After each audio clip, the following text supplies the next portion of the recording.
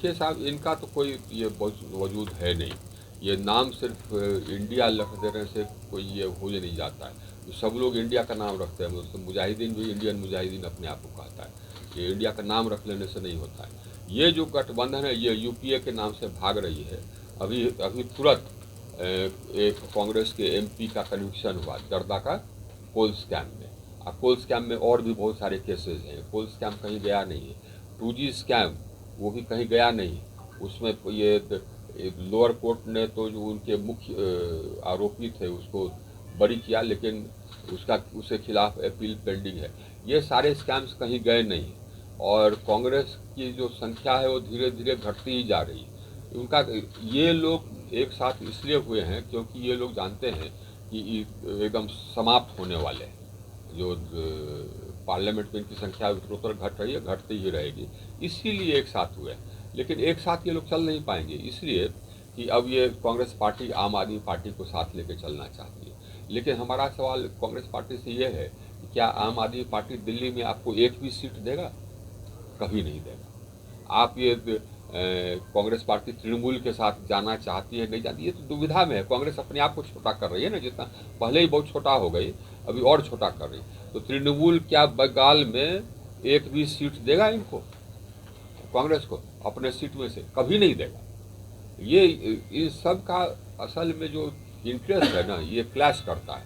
इसलिए कि जितनी पार्टियां हैं सब एक प्रांत की पार्टी है। तमिलनाडु डीएमके क्या है? तमिलनाडु की पार्टी। उसका कहीं अगर ये मेल हो जाए कांग्रेस से, उसका कोई फायदा किसी को होने वाला है? कांग्रेस को तो नहीं होने वाला, क्योंकि डीएमके अपने सीट में से एक सीट तो उसको देगी नहीं। ये वैसे ही है साहब, एकदम वैसे ही दिखावा है। एनडीए के लिए ऐसे राहुल गांधी कितने बड़े चुनौती होंगे? चुनौती है क्या आपको लगता है? अरे साहब, वो तो अपना सीट तो हार गए, नहीं हार गए, हारे ना, चले गए वहाँ। सोचिए, इतने सालों से उनके परिवार में था वो सीट, हम हार गए, चले गए वाएगा। चुनौती कहाँ से? तो उसके बड़ी नहीं, अभी बड़ी नहीं हुआ है। अभी जो कन्विक्शन है, जो सजा है, सजा हटा नहीं है। अभी सजा पर अभी स्टे मिला, रोक लगाया गया है। उस पर सुनवाई होगी और ये सुनवाई के बाद तब फिर उस पर निर्णय होगा। सर, पीएम ने जो आप लोग के साथ मुलाकात की है, बिहार के जितने एमपी हैं, क्या कहा गया है इंडिया को लेकर?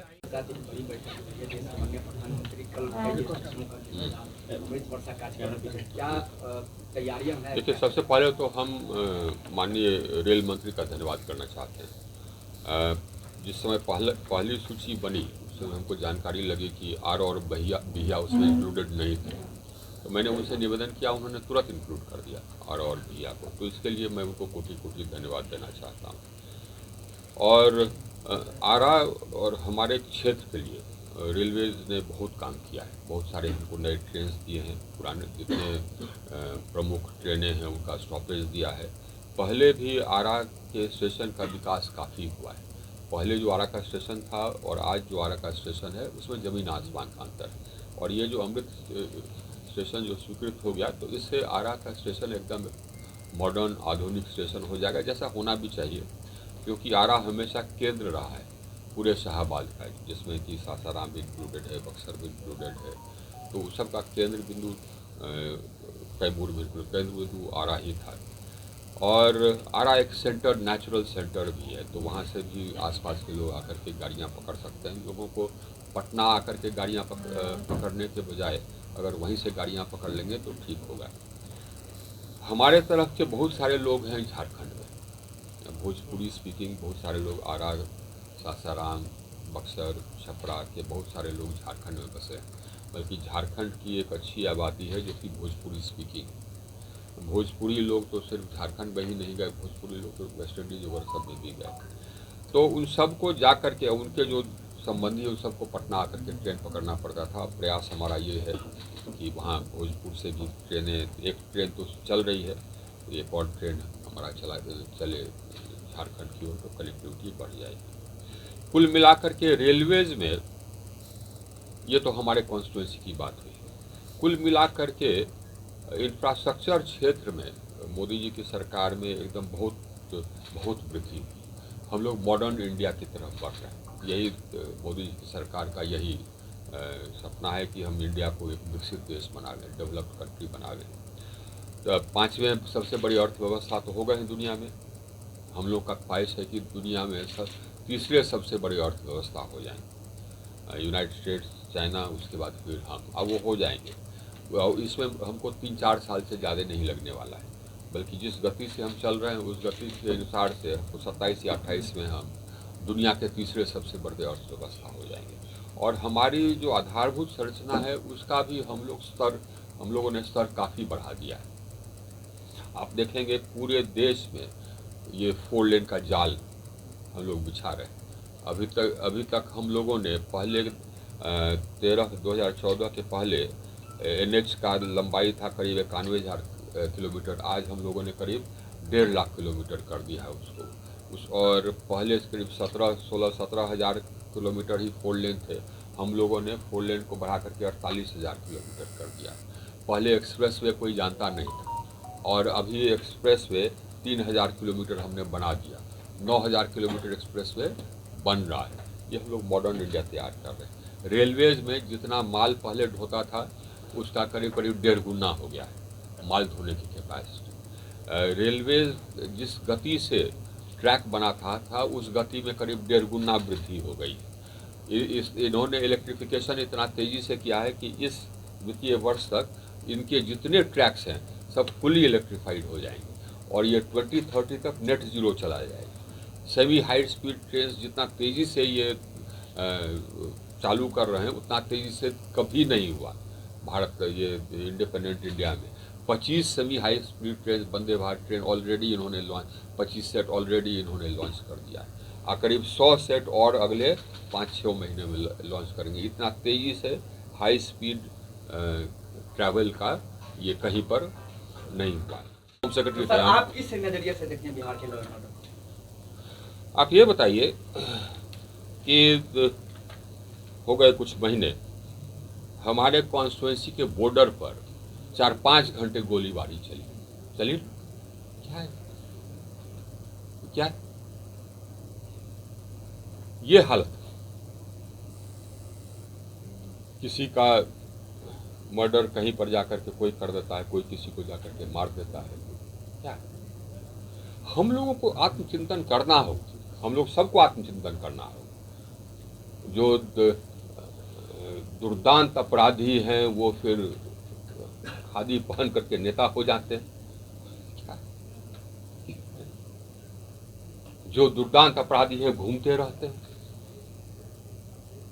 कई हत्या किए, ये सोचिए, हम लोग आप पढ़े लिखे हैं, कई हत्या किए हुए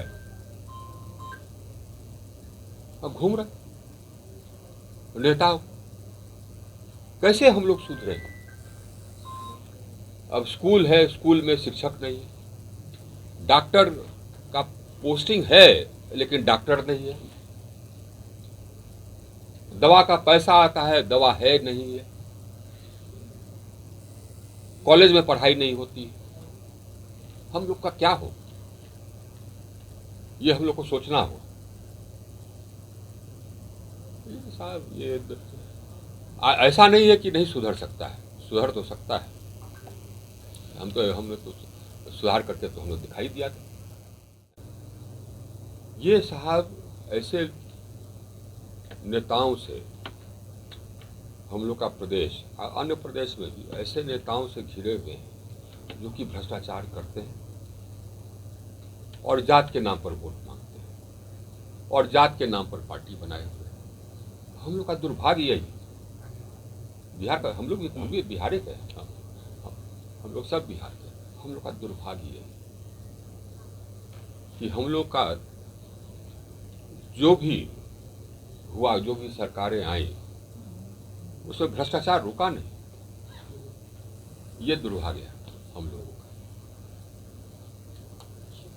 एक बीच में जबकि नीतीश जी पहली बार आए थे तो लगा था कि हाँ साहब सो अब ईमानदार सरकार ये सुशासन रहेगा, लेकिन फिर वही तक पहला टर्म था, उसके बाद तो एकदम बिल्कुल नीचे ही पतन ही होता गया। भ्रष्टाचार बढ़ता गया और बाकी विकास विधि व्यवस्था चरमराती गई और विकास का काम ठप होता गया।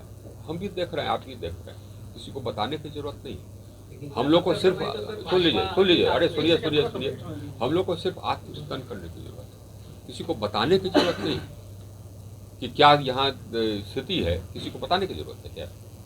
किसी को बताने की जरूरत नहीं, यही है। आप बिजली मंत्री हैं और बिहार में बिजली के लिए गोली चलती है। ये बताइए, हम बिजली मंत्री तो भारत सरकार के हैं, भारत में बिजली की कमी नहीं है ना? और लॉ एंड ऑर्डर देखिए साहब, लॉ एंड ऑर्डर को कंट्रोल करने में समय लगता है, लेकिन कंट्रोल लेकिन कंट्रोल हो जाता है।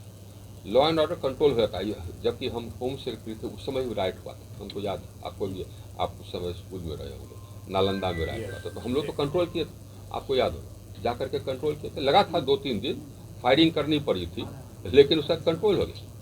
यहाँ पर जबकि इंदिरा गांधी का असैसिनेशन हुआ था तो हम डीएम पटना थे, है ना, तो फायरिंग करनी पड़ी थी। हमको लगता है कि हम 13-14 जगह फायरिंग कराए थे, लेकिन हम 3-4 दिन में कंट्रोल नहीं कर लिए थे, एकदम तकवा की तरह। फिर कोई रोड पर नजर नहीं आता। तो मणिपुर में कहाँ इच्छा शक्ति की? नहीं, मणिपुर में समस्या एक थोड़ा ये कॉम्प्लिकेटेड है। वहाँ पर 3 समुदाय हैं। एक मेतीज हैं जो कि थोड़े मेजॉरिटी में है, वो गाली में रहते हैं, एक नागाज हैं और एक कुकीज़ हैं। तो पहले मेती और नागाज में लड़ाई चलती थी, लेकिन फिर बाद में जबकि हम लोग की सरकार आई तो वो लड़ाई समाप्त हो गई। यह, और आप ये मानेंगे कि मोदी जी की सरकार आई तो उत्तर पूर्व में एकदम जो इंसर्जेंसी चलता था वो एकदम करीब करीब समाप्त हो गया। यह एकाएक उभर गया क्योंकि एक हाई कोर्ट ने फैसला दे दिया कि साहब ये विचार हो, मेती लोगों का ये था कि हम लोग ट्राइबल हैं, ट्राइबल माना जाए। तो हाई कोर्ट ने इतना ही आदेश दिया कि साहब इसका प्रस्ताव राज्य सरकार के जब अब इसी पर आग लगे कि नहीं साहब सो कैसे होगा। और वहाँ का भी हम जा कर के नहीं देखे हैं कि क्या स्थिति है या क्या होता है, लेकिन एक चैलेंज है, लॉ एंड ऑर्डर एक चैलेंज है, उसको कंट्रोल किया जा सकता है, समय लगता है, कंट्रोल किया जा सकता है। ये सर, क्या आपको लग रहा है कि उसके पीछे कुछ ताकतें हैं जो इस तरीके से वहाँ भड़काया गया है, क्योंकि इस तरीके से मतलब क्या उसके पीछे कोई है, किसी का हाथ, विदेशी हाथ? देखिए, हम 1-2 चीज इसके बारे में हमको प्रमाणिक जानकारी नहीं है, लेकिन अब जैसे कि आप ये ले लीजिए कि जो कुछ खालिस्तान का बीच बीच में उठते रहता है, हमको पक्का जानकारी है, हमको पक्का जानकारी है कि इसके पीछे आईएसआई का हाथ है। एविडेंस है हमारे पास, भारत सरकार के पास, कि आईएसआई अपने एजेंटों को इस्तेमाल करता है भड़काने के लिए। जो खालिस्तानी एलिमेंट्स हैं विदेश में, कनाडा हो, इंग्लैंड हो, उनको फीड करता है पैसा से। बिजली नहीं है तो इसका कारण बिहार सरकार को बताना होगा, क्योंकि देश में तो बिजली है, आज जितना बिजली चाहे उतना बिजली वो एक्सचेंज से खरीद सकते हैं। अगर और अलॉटमेंट चाहिए तो और अलॉटमेंट हम दे सकते हैं, मांगिए हम देंगे। और उसके अलावे हमारा सवाल यह भी है कि बिहार को हमने अपनी ये बिजली की वितरण व्यवस्था सुदृढ़ करने के लिए हमको लगता है कि 18-20 हज़ार करोड़ दिया है। आज फिर कुछ और हम लोगों ने 9-10 हज़ार करोड़ सैंक्शन किया नए सबस्टेशन बनाने के लिए, पुराने सबस्टेशन को अपग्रेड करने के लिए, एसटी लाइन एलटी लाइन बदलने के लिए, नया ट्रांसफार्मर दिया। हम लोगों ने दिया, हमने दिया ऐसा। मतलब उत्तर प्रदेश के बाद सबसे ज़्यादा अगर किसी को राशि हमने दी है तो किसको दिया है? बिहार को दिया है।